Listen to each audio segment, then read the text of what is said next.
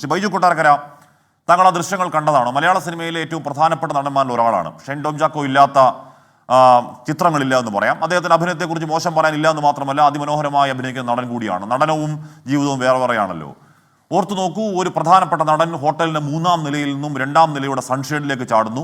ആ സൺഷെയ്ഡ് പൊളിച്ച് 1-ാം നിലയിലേക്ക് ഇറങ്ങുന്നു. 1-ാം നിലയിലെ സ്വിമ്മിംഗ് പൂളിൽ വീഴുന്നു. അതിനുശേഷം ആ ഗോവണികൾ കൂടി കയറി അയാൾ താഴെ കൂടി ഇറങ്ങി ഓടുന്നു. ഇപ്പോഴും എവിടെയാണ് ഷൈൻ ടോം ചാക്കോ എന്നറിയില്ല. ലഹരി ഉപയോഗിച്ചിട്ട് ചാടിയതാണെന്ന് നമുക്ക് ഇപ്പോഴും പറയാൻ കഴിയില്ല.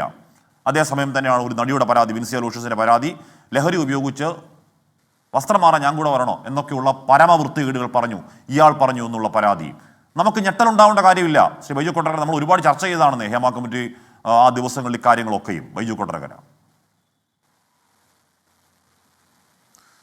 ആഷ്മി, ഇത് എത്രാമത്തെ ചർച്ചയാണെന്ന് പോലും എനിക്കറിയില്ല. കാരണം അത്രയും പ്രാവശ്യം ഈവൻ 24-ലടക്കം നമ്മൾ ചർച്ച ചെയ്തിട്ടുണ്ട്, ഈ ലഹരിക്കെതിരെയുള്ള ചർച്ചകൾ നടത്തിയിട്ടുണ്ട്. ഇപ്പോൾ SKൻ്റെ യാത്ര പോലും അതിനകത്തിപ്പോൾ ആഷ്മിയും പല പ്രാവശ്യവും പല ജില്ലകളിലും കൂടെ ഉണ്ടായിരുന്നുകൊണ്ട് നിങ്ങൾക്ക് വളരെ വ്യക്തമായിട്ട് അറിയാം ഓരോ ജില്ലകളിലും ഈ ലഹരിക്കുള്ള ആ വേരോട്ടം നിങ്ങൾക്ക് വളരെ മനസ്സിലാക്കി എന്നാണ് ഞാൻ കരുതുന്നത്.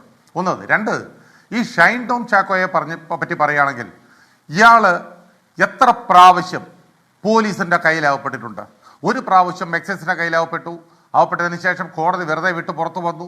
അതിനുശേഷം ഇയാളെ വീണ്ടും എക്സൈസ് നോട്ടം വിട്ടു പല പ്രാവശ്യങ്ങളിൽ. അതേപോലെ തന്നെ ശ്രീനാഥ് ഉപാസിയെയും പ്രയാഗ മാട്ടിനെയും കൂടി ഒരുമിച്ച് ആ എക്സൈസുകാരെ പിടിച്ച ഒരു സംഭവം ഉണ്ടായി.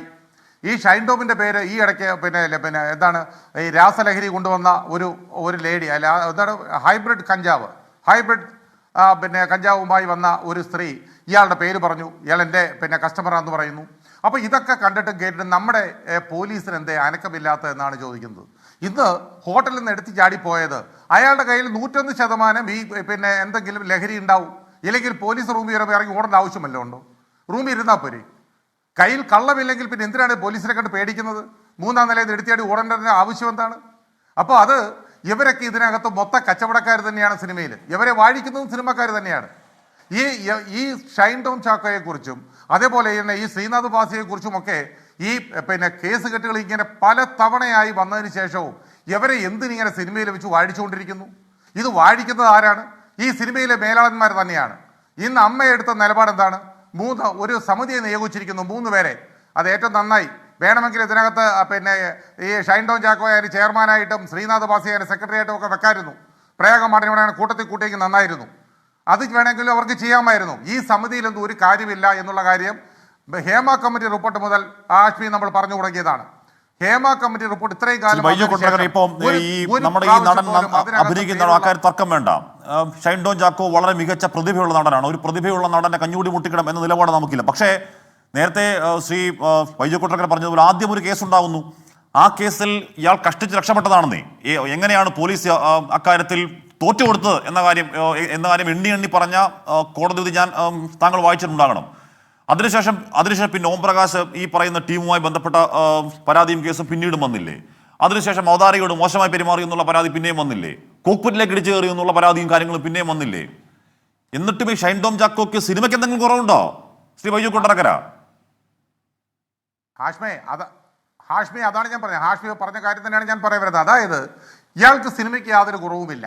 എത്ര നല്ല നടനായിക്കോട്ടെ, ഇനി ലോകോത്തര നടനായിക്കോട്ടെ, കയ്യിലിരിപ്പ് ശരിയല്ലെങ്കിൽ പിന്നെ എന്തിനു വെച്ചോണ്ടിരിക്കണം?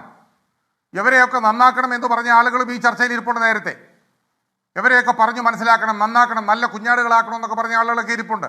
പക്ഷേ ഒരു കാര്യം ഞാൻ പറയാം. മലയാള സിനിമയിൽ എവരെ പോലെ വൃത്തികേട് കാണിക്കുന്ന ഈ വൃത്തികെട്ടവന്മാരെ സിനിമയിൽ നിന്ന് ആട്ടി പുറത്താക്കാതെ ഈ ഇൻഡസ്ട്രി രക്ഷപ്പെടില്ല, യാതൊരു സംശയമില്ല. ഈ മലയാള സിനിമയ്ക്ക് നടക്കുന്ന ഇത് മാത്രമൊന്നുമല്ല, ഈ ഷൈൻ ടോം ചാക്കോ മാത്രമൊന്നുമല്ല. ഈ പ്രയാഗ മാട്ട് എന്ന് പറഞ്ഞ ലേഡി ഒരിക്കലും ഒരു മേക്കപ്പ് ആർട്ടിസ്റ്റിനെ അടിച്ച ഒരു സംഭവമുണ്ട്. പാതിരാത്രിക്ക് രാത്രി 2 മണിയായപ്പോൾ തേക്കടിയിൽ ഒരു ഹോട്ടലിൽ വെച്ചിട്ട്. അന്ന് മാക്ട ഇടപെട്ടതാണ്, ഞാനൊക്കെ കേസിൽ ഇടപെട്ടതാണ്. അവരുടെയൊക്കെ സംസാരം കേൾക്കുമ്പോൾ നമുക്കറിയാം ഈ പറയുന്ന ഈ രാസലഹരി ഉപയോഗിച്ചുകൊണ്ട് മലയാള സിനിമയിൽ ഈ ഷൈൻ ടോം ചാക്കോയ്ക്ക് എന്താണ് ഇത്രത്തോളം സിനിമകൾ കിട്ടുന്നതിൻ്റെ കാരണം എന്താ?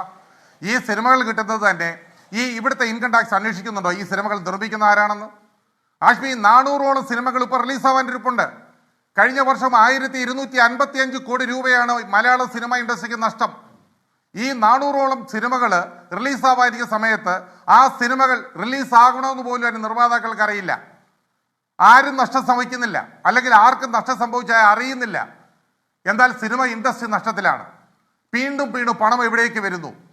ഇവരെ പോലുള്ള ആളുകളെ വെച്ച് സിനിമ എടുക്കുമ്പോൾ അതിൻ്റെ പിന്നണി പ്രവർത്തകരും അതിനകത്ത് അഭിനയിക്കുന്ന ആളുകളും അവിടെ വന്നു പോകുന്ന ആളുകളും ഒക്കെ നിരീക്ഷിക്കാനും മാർഗമില്ലാത്തതെന്ത്? ഈ പണം എവിടെ നിന്നെന്ന് അറിയണ്ടേ? 10, 15, 20 കോടി രൂപ മുടക്കി ഒരു സിനിമ ചെയ്യുമ്പോൾ ആ പണം എവിടെ നിന്നാണ് ഇൻഡസ്ട്രിയിലേക്ക് വരുന്നത് എന്ന് അന്വേഷിക്കാൻ നമ്മുടെ സർക്കാരിന് ബാധ്യതയില്ലേ? ഇവിടുത്തെ ഇൻകം ടാക്സിന് ബാധ്യതയില്ലേ? അപ്പോൾ ഇതിന്റെ എല്ലാം പിന്നിൽ ഒരു വലിയ റാക്കറ്റ്, രാഷ്ട്രീയക്കാരാണെങ്കിലും ശരി, ഈവൻ സിനിമാക്കാരാണെങ്കിലും ഇതെല്ലാം ചേർന്ന് ശരി, ശരി, എന്നുള്ള കാര്യം